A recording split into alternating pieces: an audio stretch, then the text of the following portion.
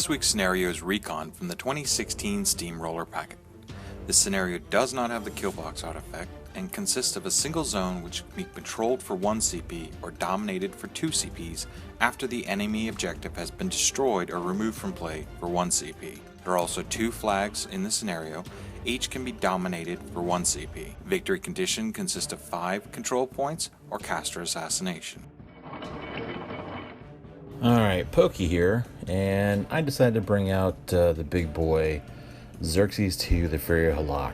I wanted to try something a little different with him, so I went ahead and brought out Tiberion, which is one of his normal ones, Call of the Bugs, and then some support pieces.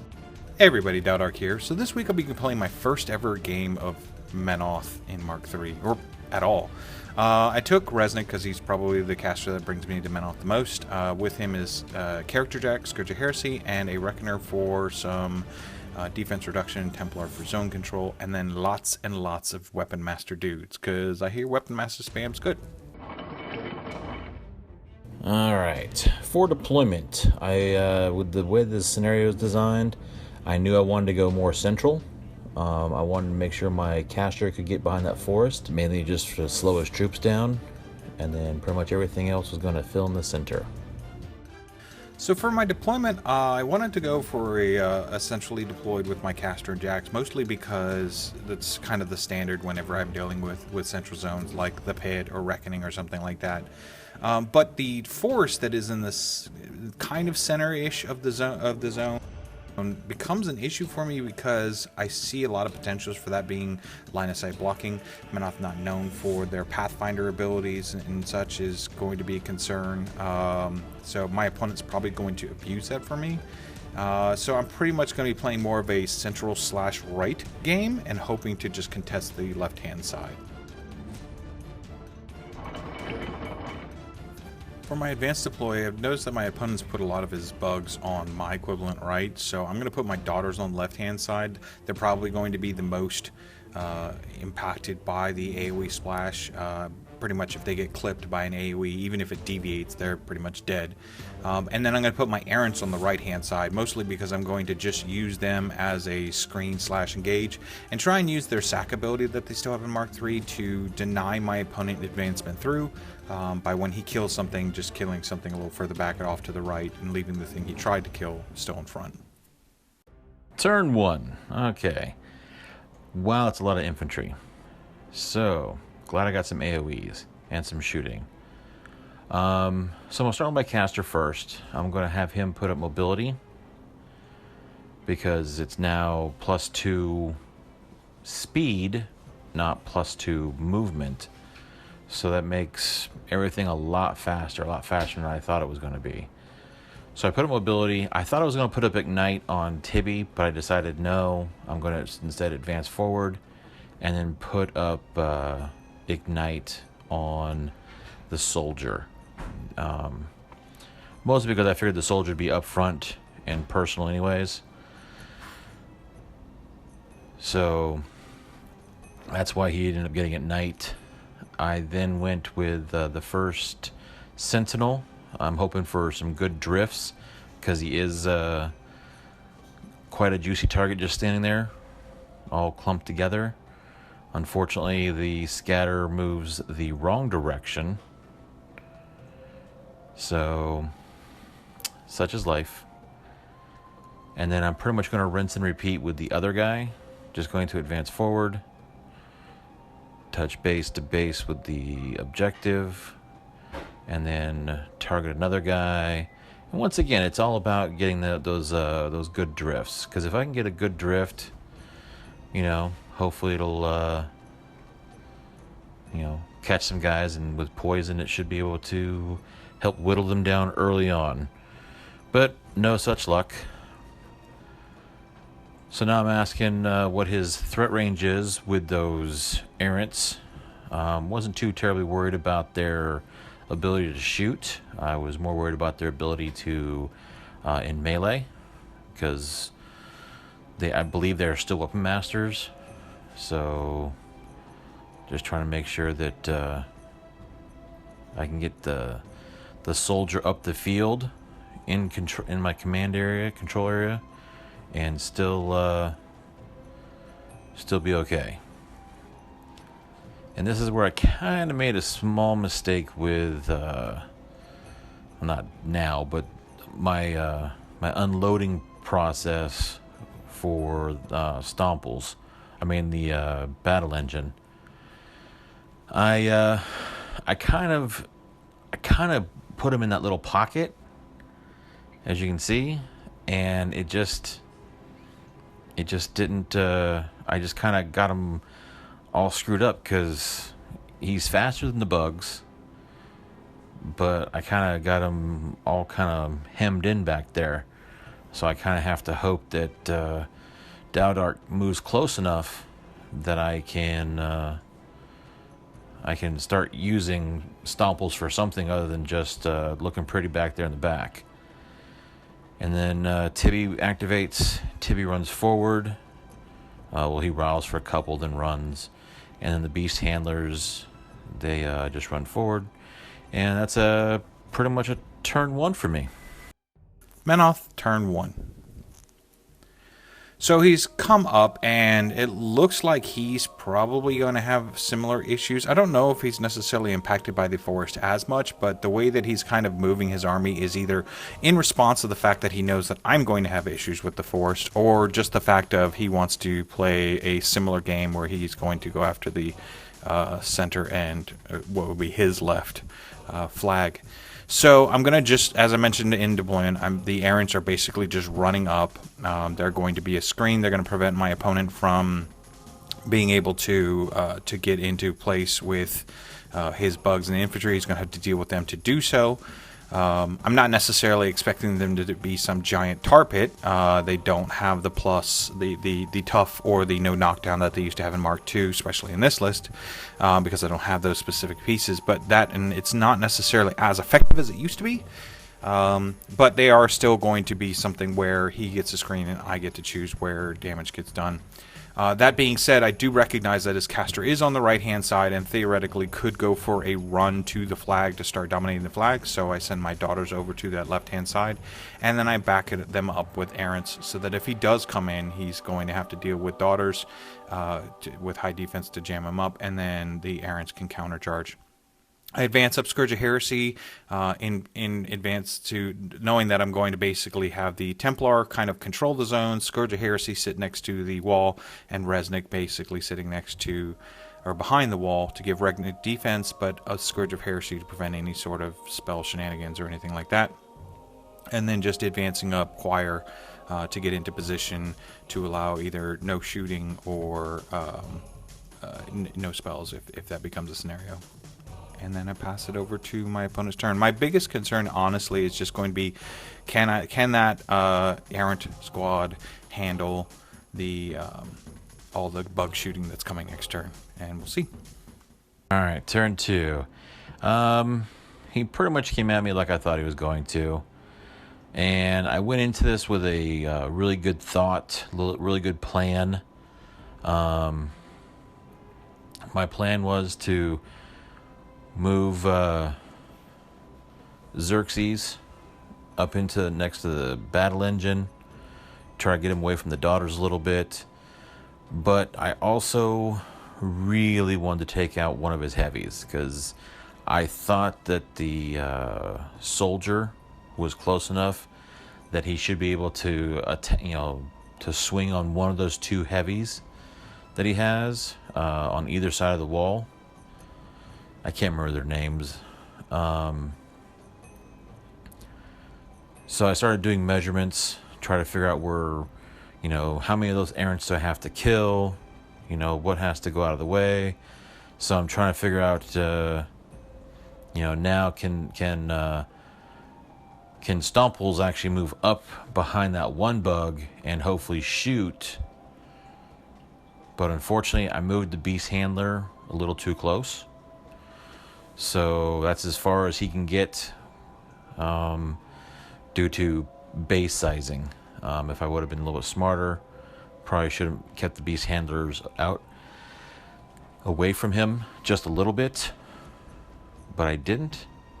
So now he's kind of stuck in there, and he's hoping to plink away at some of those front guys, because he only has a 10-inch range on his gun. Is it 10? I think it's 10. Activate the one bug, because he gets a reposition to 3, so he just backed up. He didn't kill anybody. He rolled horribly. So now the bug's going to try to shoot the infantry, Errants, Knight, something up there, boosting it to hit. And he ends up sack-pawning off, or sacking whatever, something, and then I do enough damage to kill off the Knight, which gives them battle-driven, which is still okay, because it doesn't increase their speed any. They're only speed 5, so if everything works out, I should be able to still be able to do what I need to do, and not have the rest of my force be in too much danger.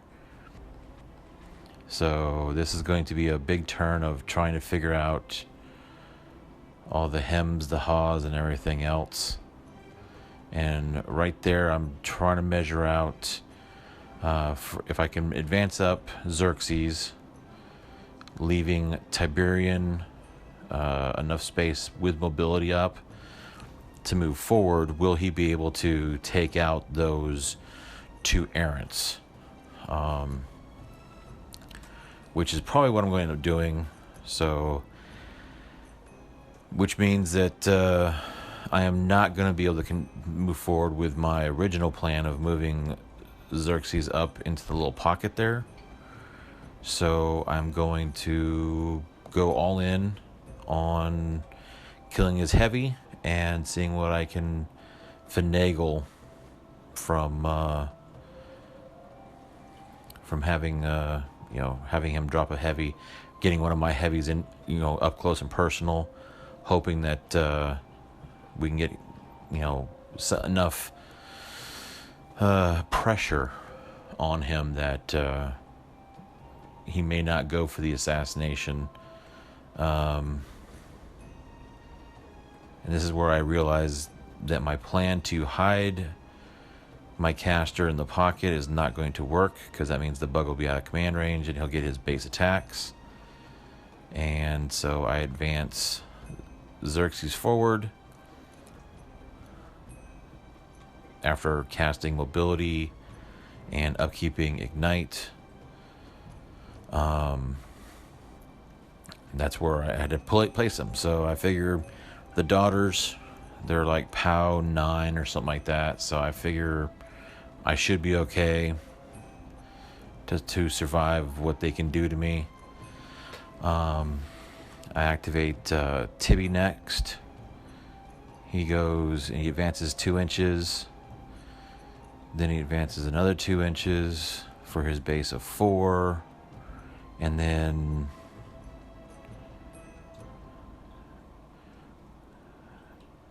his final little bit there, which gets me just close enough to that one guy to start swinging. And this is where I actually get a little giddy, because I just reread what Tiberion's bond with Xerxes is, which is that he gets overtake. Every time he kills a model, he gets overtake. So I get a little giddy. I'm like, this is actually going to be nicer than I thought, because, well, it now means that I have the potential to kill the models that I need to kill to clear the way for the soldier. So I use another attack to swing on that guy, use overtake to move over.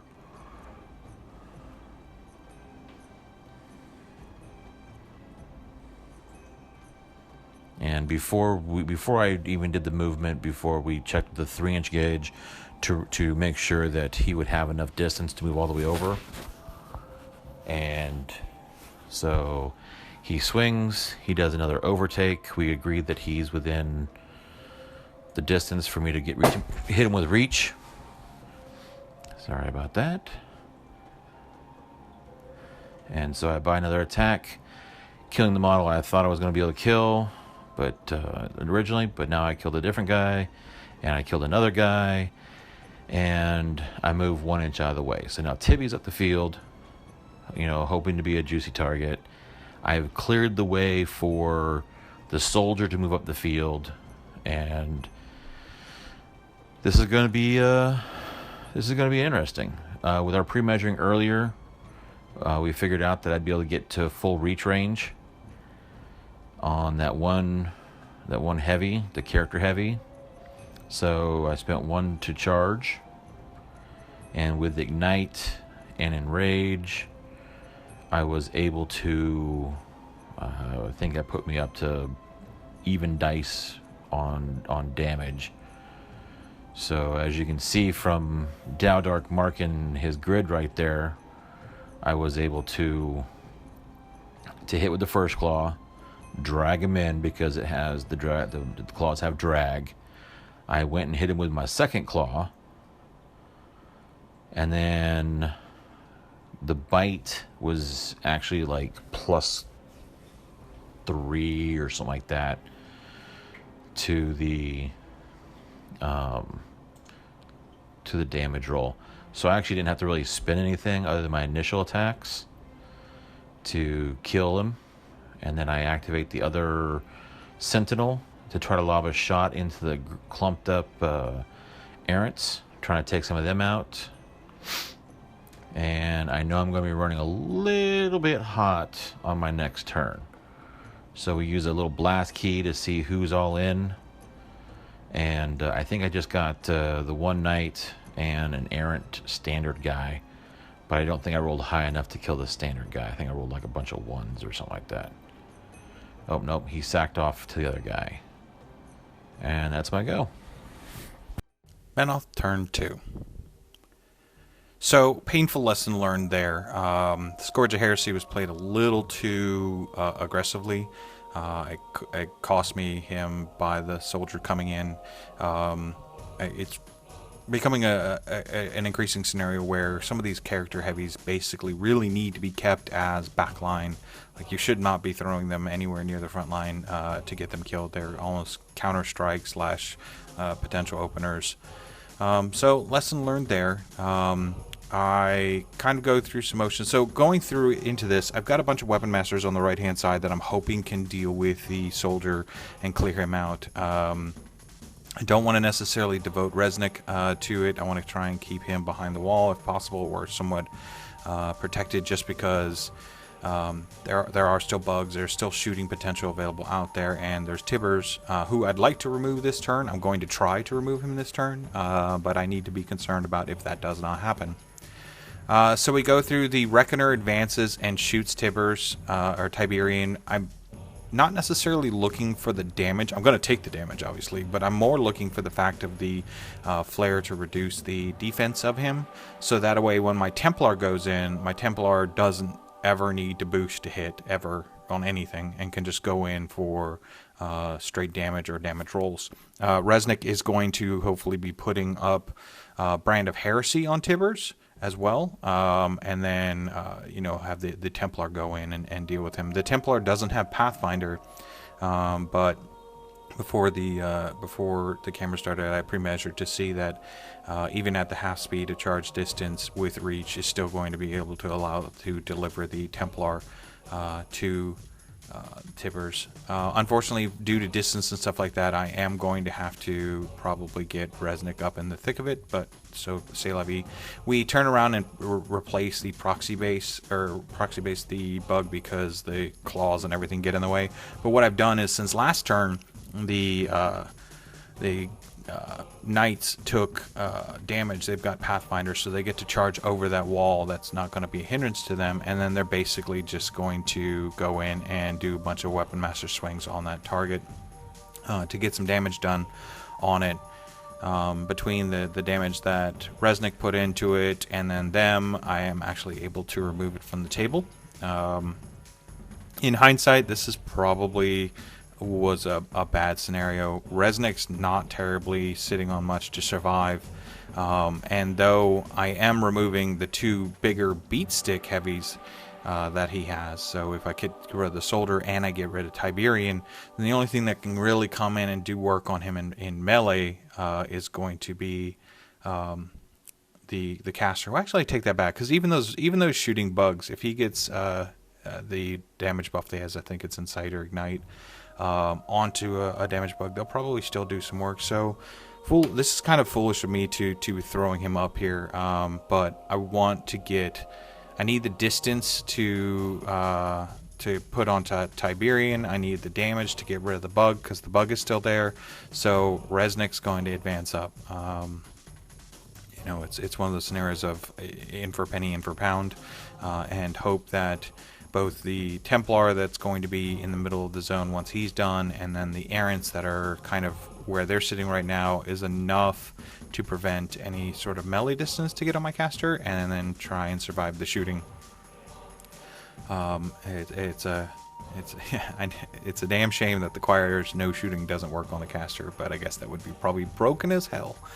So Reznik goes in, time to get some work done, because of the buff that is on the bug. He's got the purgation, so he's getting extra damage in. Here goes Scourge of Brand of Heresy goes on Tibbers for the Templar, and then we start taking our big old sword and beating the crap. I really love Reznik. I really love the model. I love the lore behind him. He is probably the quote-unquote my caster for Menoth. He's the one that brings me to it.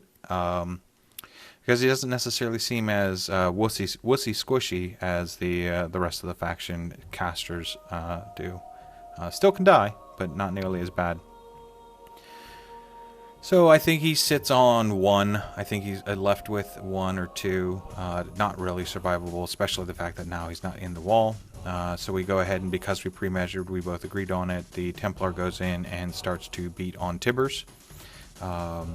Brand really helping out that the damage potential a lot, and the shot, like I said, the shot really makes it so that missing is not even an option. I'm not going to be able to get the shield attack on because I'm only 2 inches away, not 1 inch away, because the force slowed me down enough. But through the damage of the flail on Tibbers, I'm actually able to remove him for the most part. It was getting dicey there. I think I actually got it down to the point where it was down to like the last purchase was needed in order to actually get him dead. But he's dead now, so that's good. I've gotten the 2 melee beaters off of the table. I just have to deal with Tibbers and the bugs. And since I have that in play, and I forgot to mention, I actually pop feet during Reznik to remove the fury that was on Xerxis. So what we're doing right now is I'm putting a proxy base down for the 1 knight that we're going to be Exemplar knight that's going to be charging in, just so that I know for my own personal edification, because there's only 1 and there's a very specific line that he has to travel to make it there, I put the proxy base down to remind me, don't put a model here, don't clog your charge lanes. That way you can get him in after you activate the daughters. The daughters are super fast.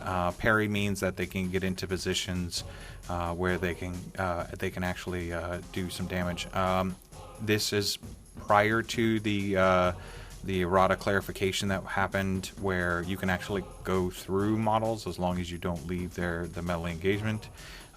In this scenario, I didn't necessarily need it, so I just end up running the daughters up. The biggest thing about this is because I pop feet and he has no fury, he can't transfer off any decent hits. They're not necessarily going to be doing a ton of damage. It's not like they're coming in and charging with weapon master attacks or anything like that. At the very least, they'll be doing 1 point of damage on him. It's the biggest thing, honestly, is the charge attack going in. He could theoretically, if he had fury, transfer it off and blunt down the damage to just anatomical precision attacks, which he can live with. But since I feeded to remove all of his fury, that was another reason why Reznik had to advance up off the walls to remove his fury. because if he did, he's not going to be able to transfer any off any big hits. So you'll start seeing the damage. And this is just kind of a death by paper cuts, which for Hordes casters is the thing that usually kills them. They don't die too often to big giant hits because they'll just shunt it off to a beast. However, when you put a situation where they tell the Horde player, take 3, take 2, take 1, take 3, take 2, death by paper cuts is a scenario where they're like, I don't want to spend focus on 3 damage, but sometimes I have to. So I end up doing a lot of damage to him, and he's got like 5 boxes left on his caster. I've got the one knight who has to come in, so we double check, triple check, make sure everything, the old saying, measure twice, cut once. So the one guy charges in, the rest of them run to get into position so that if he's still around, I can charge him again next turn without getting any retaliation from bug blasting or anything like that.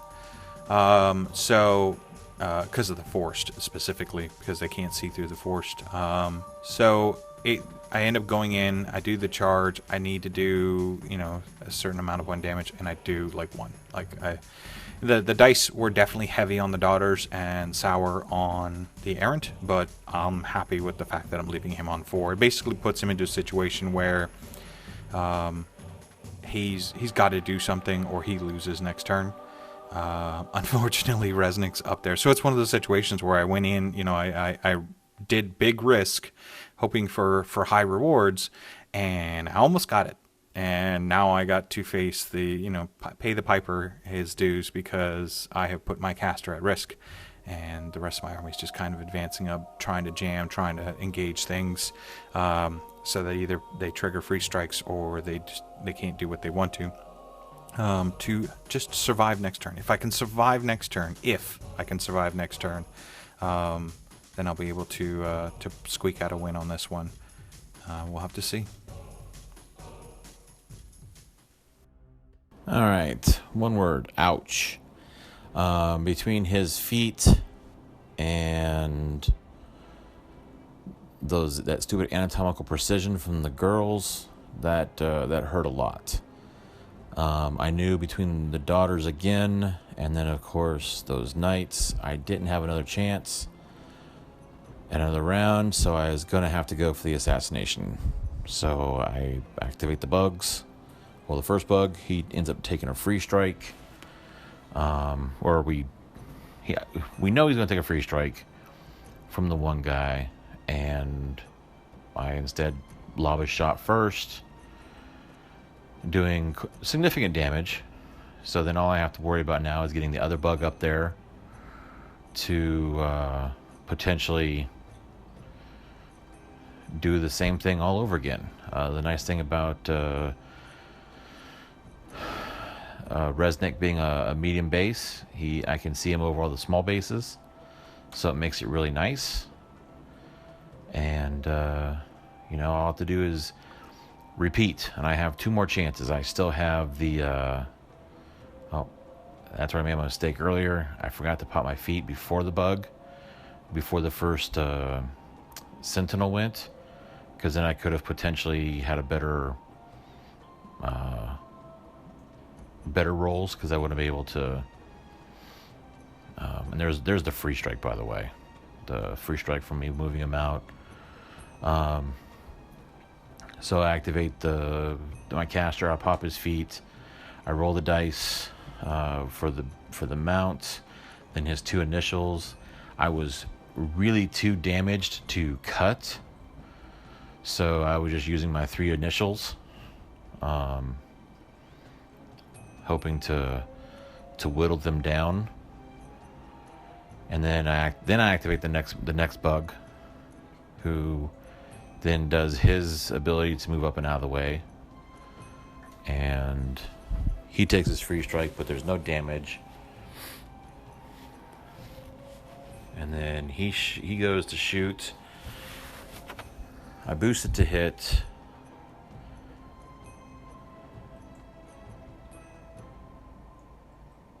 And then, of course, even with the boosting to hit, I rolled horribly. Completely off Reznik altogether. So I have what appears to be 10 boxes that I have to take out with Stomples. So I activate the base handlers. They move up and around, mostly to get out of the way.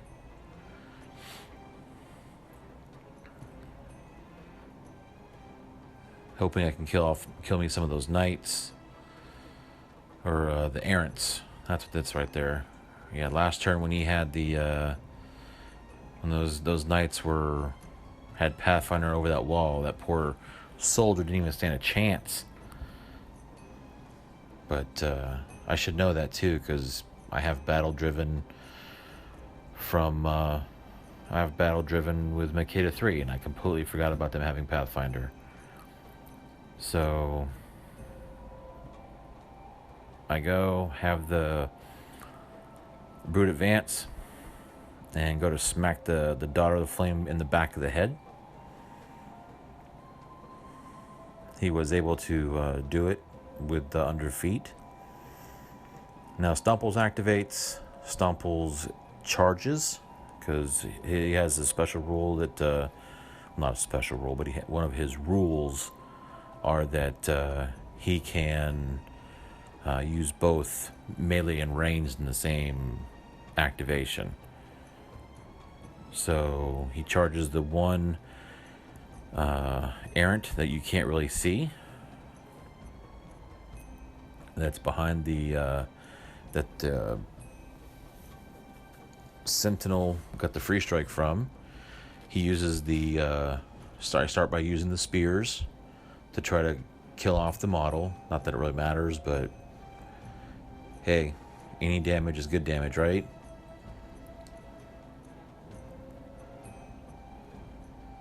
So with the feet up, he's able to do that. With the spear, then I missed the front guy with the other spear. I used my tail, which was more than enough to kill the model. And then I have to roll to see how many shots I get, because, well, it's a D3 plus 1. I believe I got 2 total shots. And I think I need to roll 8s to hit. So here we go. We're going to see what happens. Well, the first one connected, and I failed to kill him. Let's see what happens in turn 3. Menoth, turn 3. Whoa. I was mentioning last turn, paid the piper. I almost paid the piper with my life. He had a great plan. Honestly, the game should have been his. I think it was the fact that Stomples, wasn't able to hit, but I just went in, I activated the daughters, they moved around, and then just anatomicaled him to death. Afterthoughts. All right. Let's see. I would have to say that I thought my list was okay. I would probably replace out the battle engine with something else for the same points. Maybe a unit, something to help tie up other units. Unfortunately, even though the battle engine on paper looks really good, maybe it's just the fact that I couldn't get it to in front enough to really shine. I think the battle engine is not a bad model. The rules aren't that bad. I just think maybe I misplayed it, or I played it in the wrong list. But definitely for this list, I probably wouldn't. I probably would not keep it in this list. I would definitely, move it somewhere else, replace it with something else. Maybe, like I said, maybe a unit and a solo. Like Mikhaltari or something that's going to, hopefully give me some more offensive abilities. Well, thank you for watching, and hope you enjoyed the game.